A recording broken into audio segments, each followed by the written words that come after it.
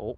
We're working on my fishing technique this morning here on the Ottawa River. Joining me now, professional fishing guide Yannick Loranger. How am I doing so far? You're doing great, but we're getting bites everywhere. This one's going down here. Oh God, okay, what should I do?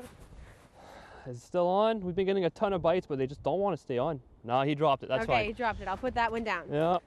So we've got a couple of holes in the ice. You were showing me how to properly hold the rod, kind of like a pencil, eh? Yeah, kind of like a pencil. So you want to hold it so that you can, you know, if you want to jig hard, you can jig hard. If you want to just do little jiggles, it's comfortable. You can just do little jiggles like that.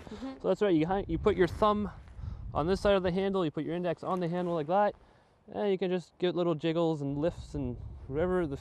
Today they seem to like little jiggles. Okay, and then to set the hook, do you really want to base that on how big the fish is that you're going after, how hard you need to pull? Well, not necessarily. If you have sharp hooks, you can use just about it. Oh. Do you have a bite?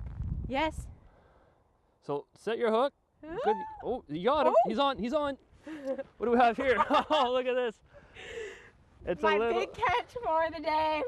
It's a little pumpkin seed, better known as a sunfish. But yeah, right on. We're sitting on a ton of fish here. We can see them on the flasher. There's, who knows, probably a few dozen fish right underneath us here.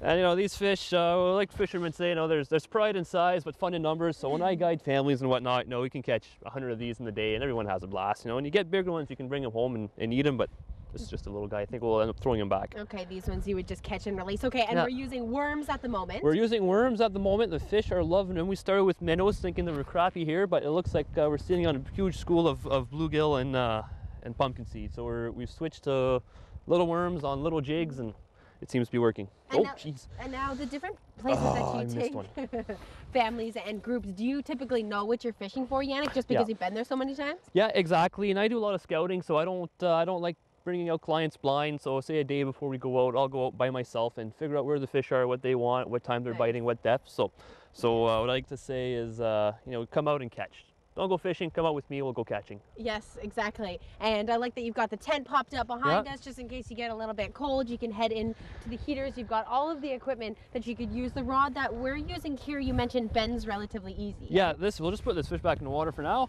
Okay. So what we're using is what's called a light action rod.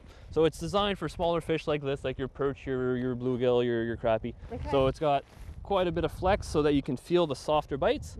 When I'm fishing for, say, walleye or pike, I use a rod that's got a good soft tip, but a lot more backbone, so we can set the hook on those bigger fish. So for example, this one, you know, it's got a nice soft tip, but if I get a bigger fish and I set the hook, well, it's plenty strong to set the hook into a bigger fish. Okay. Head to the Ottawa River Fishing Guide website for all of the information. It's been a fun morning with you. I can't believe we caught something. We'll catch more. The Freemark curse is over. Do you hear that, Dad? He's going to be proud of me, and Good. mostly you. You did all of the work.